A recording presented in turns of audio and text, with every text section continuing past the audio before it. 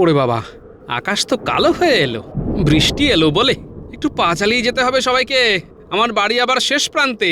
জানি তো। একটু তাড়াতাড়ি পা চালিয়ে চলুন, আমার বাড়ি তো কাছেই। বৃষ্টি থামলে যে যার ঘরে চলে যাবেন, চলুন। সেই ভালো, বৃষ্টির হাত থেকে বাঁচতে আমরা সবাই পণ্ডিত মশাইয়ের ঘরে যাই। পণ্ডিত মশাইয়ের বাড়ি যাওয়ার থেকে গাছের তলায় দাঁড়ালেও হয়তো বৃষ্টির কবল থেকে নিজেদেরকে বাঁচানো যাবে। কি বলো সেনাপতি? সে আর বলতে। ঠিক বুঝলাম না, মন্ত্রী মশাই মাঝে মাঝে হেয়ালি করে কথা বলতে ভালোবাসেন। তা আপনার যদি পণ্ডিত মশাইয়ের বাড়ি যেতে ইচ্ছে না হয় তবে যাবেন না। কি সভাকবি, আপনি কি করবেন? বৃষ্টি তো ঝেঁপে এলো। ওমা, দুরু দুরু করছে আমার বুক, শব্দ শুনে কাঁপন লাগে, বুক করে ধুক ধুক। চলো যাই গোপাল ভাই, পণ্ডিতের ঘর সত্তর। পণ্ডিত মশাই, তাহলে চলুন, মাথা বাঁচাতে আপনার ঘর। আরে বাস, আমিও ছন্দ মিলিয়ে দিলাম। বাবা কি মজা, খুশি হলেন ভারী। বেশি কথা না বলে এখন চলো তাড়াতাড়ি, চলো না। তাহলে সেনাপতি চলো আমার বাড়ি, একটু ভিজতে হবে এই যা। চলুন, ঘরের মধ্যে ঢুকে ভেজার চেয়ে চলতে চলতেই ভিজি। একদম ঠিক বলেছ, চলো চলো।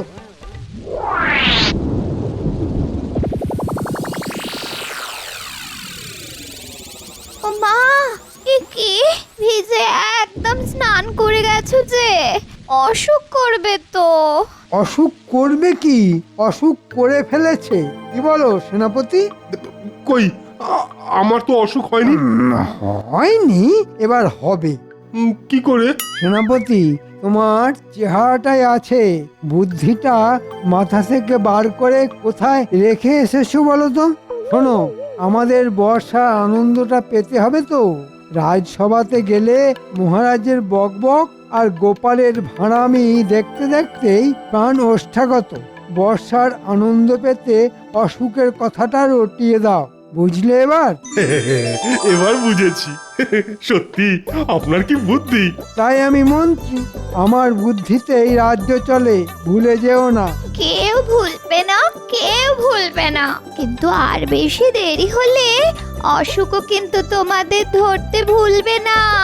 ভেজা জামা কাপড় ছাড়ো, ছাড়ো শিগগির। আমি তোমাদের জন্য গরম গরম লুচি আর আলু ভাজা নিয়ে আসছি।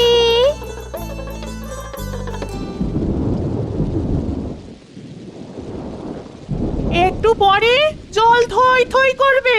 কতবার বলেছি ছাদ ছাড়াও, ছাদ ছাড়াও, আমার কথা কানেই তোলে না। এবার বুঝবে। কি অবস্থা পণ্ডিত মশাই? উমা, ঘরে জল থই থই, বসা শোয়ার জায়গা কই? তোমাদের ডেকে এনে খুব বিড়ম্বনায় ফেললাম গোপাল, না, আমায় ক্ষমা করো। আচ্ছা, এ আপনার কেমন কথা পণ্ডিত মশাই? আজ এলাম বলেই তো আপনার ঘরের এই অবস্থাটা সচক্ষে দেখতে পেলাম।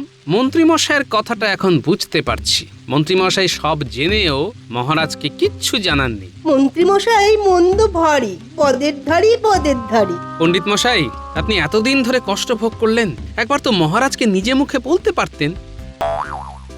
না, আমাকেই কিছু করতে হবে। পণ্ডিত মশাই নিজে মুখে কিছু বলবেন না। দেখি আমি কিছু করতে পারি কিনা। গোপাল, আমার জন্য মহারাজের কাছে দরবার করো না, আমার এই অনুরোধটা রাখো। পণ্ডিত মশাই, সোজা আঙুলে কোনোদিন ঘি উঠেছে? আপনি বলুন, আমি আঙুল বেঁকিয়ে ঘি বার করব। কাল রাজসভায় দেখা হবে। তবে আপনাকে অসম্মান করে আমি কিছু করব না, কিন্তু যা করব তা আপনার ভালোর জন্যই। এখন তুমি আমাদের ভরসা গোপাল ঠাকুরপো।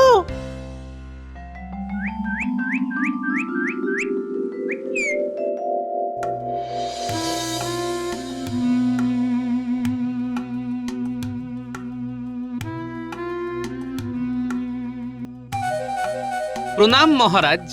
মহারাজ, আপনাকে এত চিন্তিত লাগছে কেন? আচ্ছা গোপাল, রাজ্যের কাজ কি করে চলবে বলো দেখি। কেন মহারাজ? কেন আবার, ওই মন্ত্রী আর সেনাপতি যে খুব অসুস্থ। কি হয়েছে জানতে পেরেছেন মহারাজ? রক্ষীকে খবর নিতে পাঠিয়েছি, ও এলেই জানতে পারবো। প্রণাম মহারাজ। বলো বলো রক্ষী, কি খবর? ওদের কেমন দেখলে?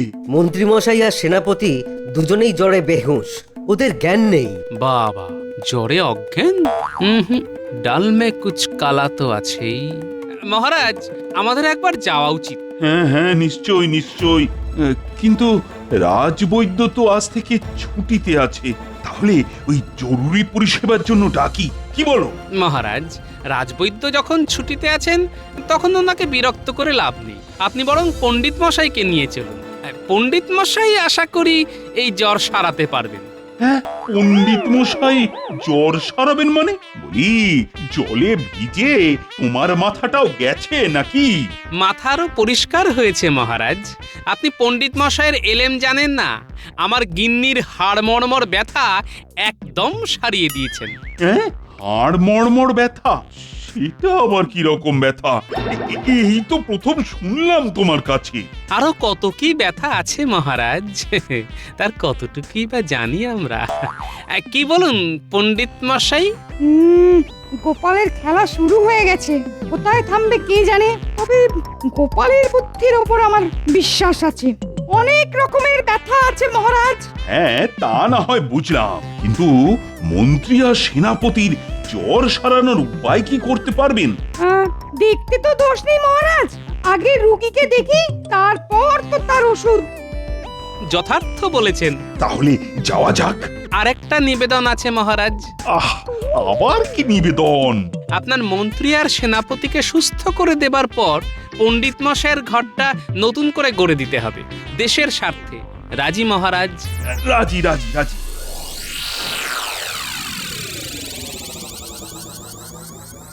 ওগো, চোখ খোলো, তাকাও, রাজামশাই তোমাকে দেখতে এসেছে, তাকাও।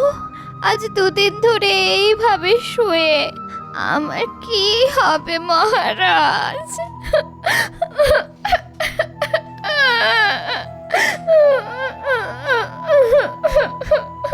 আহ, আরে কেঁদো না কেঁদো না, আমার মনটা তো খুব নরম, তাই তোমার কান্না দেখে আমারও চোখটা জলে ভিজে যাচ্ছে। পণ্ডিত মশাই, ও পণ্ডিত মশাই, আরে শুরু করো চিকিৎসা। মটকা মেরে পড়ে আছে। দেখো বাছাধন, তোমার ভাল্লুক জ্বর কিভাবে চলে যায়।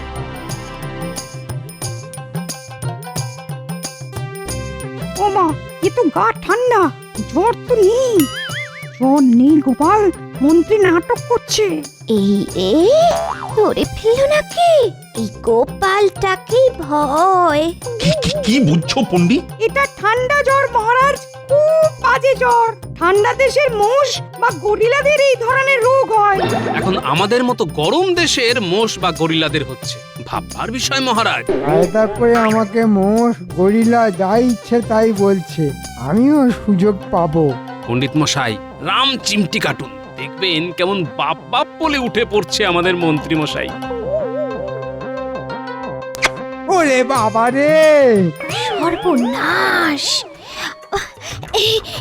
ওগো, ওগো, তুমি ঠিক হয়ে গেছো? আমার কি আনন্দ হচ্ছে, আমার কি আনন্দ হচ্ছে, তুমি ঠিক হয়ে গেছো। বাহ পণ্ডিত বাহ, তুমি তো অসাধ্য সাধন করলে। বুঝতে পারছেন মহারাজ, মানুষের চিকিৎসা ছাড়াও পশুদের চিকিৎসাও কি সুন্দরভাবে আমাদের পণ্ডিত মশাই করলেন। আর সেনাপতির কাছে খবর পাঠান যে মন্ত্রী মশাই সুস্থ হয়ে গেছেন। দেখবেন এই খবর পেয়েই সেনাপতি ওষুধ ছাড়াই সুস্থ হয়ে গেছেন। মহারাজ, এইবার পণ্ডিত মশাইয়ের বাড়িটা করে দিতে হবে। হ্যাঁ হ্যাঁ, কাল থেকেই পণ্ডিতের বাড়ি তৈরির কাজ শুরু হবে। ধন্যবাদ মহারাজ। রক্ষী, সেনাপতির কাছে যাও, বলো মন্ত্রী সুস্থ হয়ে গেছে।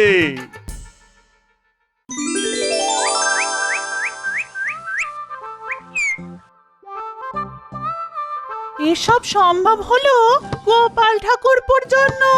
ঠিক বলেছো। মাটির ভেতরে কাঠের বাক্স। কি? মাটির ভিতরে বাক্স? চলো তো দেখি। কই, দেখি দেখি দেখি। মাটির নিচে গুপ্তধন। শুনলি ঘটা, পণ্ডিতের জমি থেকে গুপ্তধন। হ্যাঁ? এই চল চল চল, এই খবরটা মন্ত্রী মশাইকে দিয়ে আসি। চল চল চল। আমার পূর্বপুরুষদের সঞ্চিত অর্থ, এই সোনাদানা আমার বাবার ঠাকুরদার, এগুলো এগুলো পূর্বপুরুষের স্মৃতি হিসেবে রেখে দেবো। ঠিক বলেছো।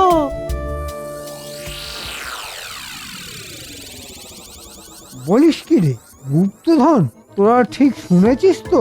নিজের কানে শুনেছি মন্ত্রী মশাই। এই গুপ্তধন তো পণ্ডিতকে ভোগ করতে দেব না, আমাকে চিমটি কেটেছিলে। এবার দেখো আমার ক্ষেত। রাজামশাইকে বলে তোদের পুরস্কারের ব্যবস্থা করব। এখন তোরা বাড়ি যা, আমাকে রাজ দরবারে হাজির হতে হবে। গিন্নি, আমি একটু রাজবাড়ি থেকে ঘুরে আসছি। হ্যাঁ? বলছো কি মন্ত্রী, পণ্ডিতের জমিতে গুপ্তধন? হ্যাঁ মহারাজ, আর এই গুপ্তধন আপনার।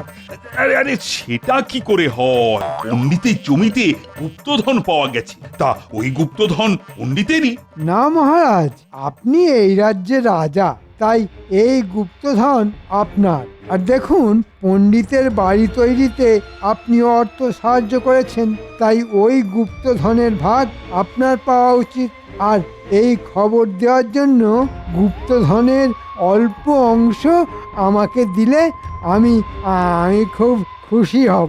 এতক্ষণে বুঝলাম মন্ত্রী মশাইয়ের মনের কথা। গোপালকে জানাতেই হবে। দেখি মহারাজ কি কথা কবে। ঠিক আছে ঠিক আছে, আমি পণ্ডিতের গুপ্তধন বাজেয়াপ্ত করলাম। রক্ষী,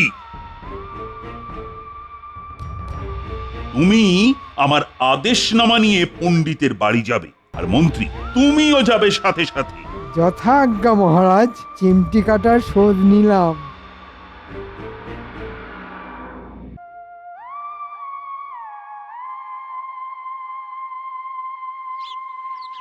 এই গোপাল, গোপাল, ও গোপাল, তুমি কি শুনতে পাচ্ছ?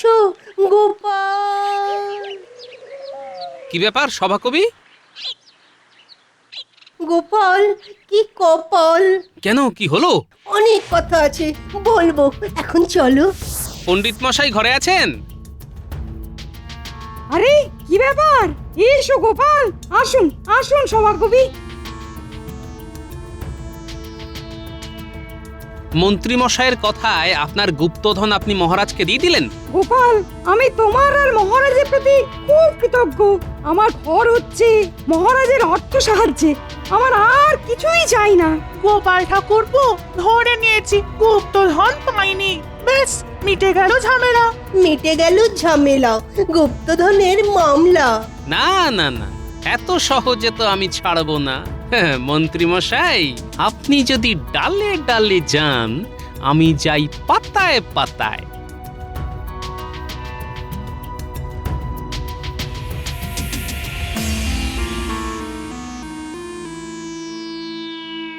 মরি মরি একই শোভা অঙ্গে তব আজ। রাজা, আপনাকে লাগছে দারুণ, পরে নতুন সাজ। আমাকে কেমন লাগছে সভাকবি? কাব্য করে বলো। কি বলি আর কাব্য করে? দাঁড় কাকো ময়ূর পুচ্ছ ধরে। বেড়ে বলেছো সভাকবি। হ্যাঁ, মহারাজ, শেষকালে আপনিও। মহারাজ, এটা কিন্তু মন্ত্রী মশাই সঠিক বলেছেন। কোনটা সঠিক বলেছে? ওই কানাকে কানা আর খোঁড়াকে খোঁড়া বলতে নেই। তার মানে আমি দাঁড় কাক? এই দেখুন, আপনি নিজে মুখে স্বীকার করলেন যে আপনি একটা প্রবাদ আছে জানো তো? আপনি কোন প্রবাদের কথা বলছেন জানি না মন্ত্রী মশাই, তবে আমি একটা প্রবাদ জানি। বলি মহারাজ, বলো বলো বলো, শুনি। অতিবার বেরো না, ঝড়ে পড়ে যাবে। কথাটা মনে রাখবেন মন্ত্রী মশাই।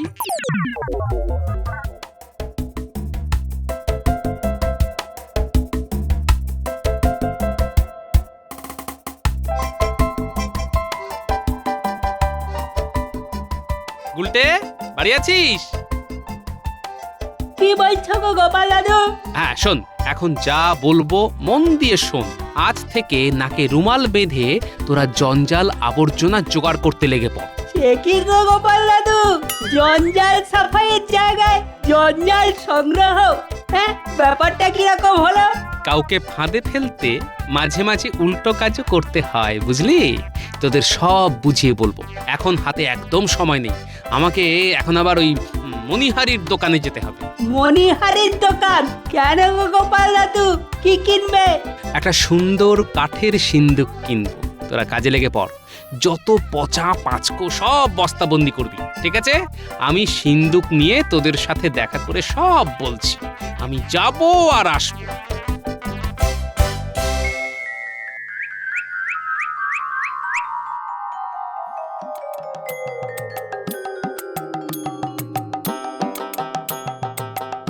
কই রে আমার বানর সেনা, গন্ধমাদন ভর্তি হলো? হ্যাঁ গো গোপাল দাদু, এই দেখো না। আরে বাবা, খেলা তো শুরু হবে এবার। মন্ত্রী মশাই, নেবেন না গুপ্তধনের ভাগ? দাদু, এবার আর কি করতে হবে? হাত ধরাধরি করে সিন্দুকটাকে আমার বাড়ি নিয়ে যেতে হবে। চল, লোক চলাচল শুরু হওয়ার আগে সিন্দুকটাকে নিয়ে চল। ওখানে গিয়ে সিন্দুকটা মাটিতে পুঁতে দিতে হবে, ব্যাস তোদের কাজ শেষ।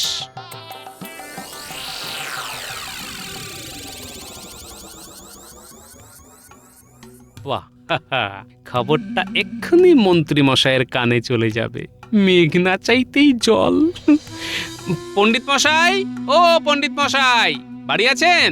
একটা গোপন খবর দেবার আছে। ঘটা, গোপালের গোপন খবর মন্ত্রী মশাইকে দিতে হবে। গোপালের গোপন খবর আর গোপন থাকলো না। কি খবর গোপাল? আজ আমি রাজসভায় যাচ্ছি না। কোনো শরীর খারাপ? না না না, শরীর ঠিক আছে। আসলে একটা প্রাপ্তিযোগ হয়েছে। প্রাপ্তিযোগ? কিরকম? গাছ পুঁতবো বলে মাটি খুঁড়ছি, হঠাৎ শাবলটা একটা শক্ত কিছুর উপর লাগলো। তারপর মাটি খুঁড়ে দেখি, কি দেখলে? একটা সিন্দুক, গুপ্তধন।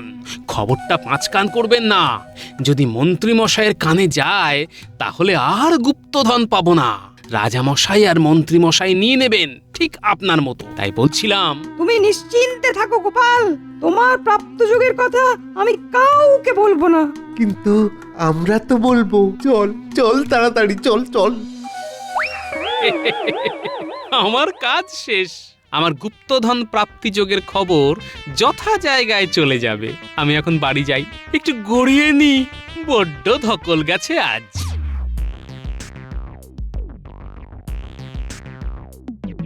আহা কি মজা, কি মজা, শরীর হবে খাজা খাজা, কি মজা। বাবা, কি গো এত ফুর্তি কিসে না? কি হলো, কি হলো গো? আবার কি হবে? ধর্মের জয় হবে। রাজামশাই সপারিষদ এলেন বলে, গুপ্তধনের টানে। গুপ্তধন? ও, ওই গুপ্তধন?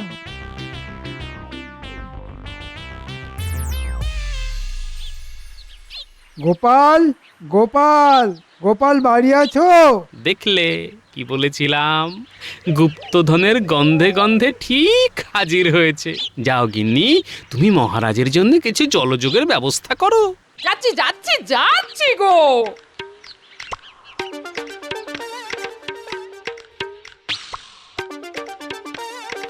আগে মন্ত্রী মশাই,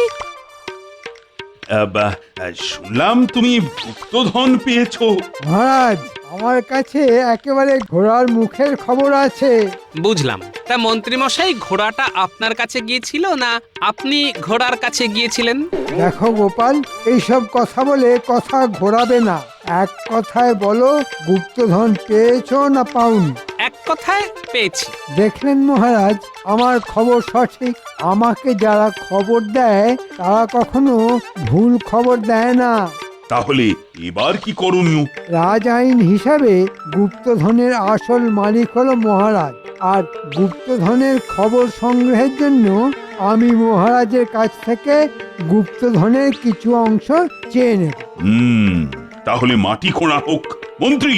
মহারাজ, আমি মাটি খুঁড়ে গুপ্তধন বার করছি। গোপাল, জায়গাটা দেখাও। যথা আজ্ঞা মন্ত্রী মশাই, আসুন। ওই যে ওইখানে। এই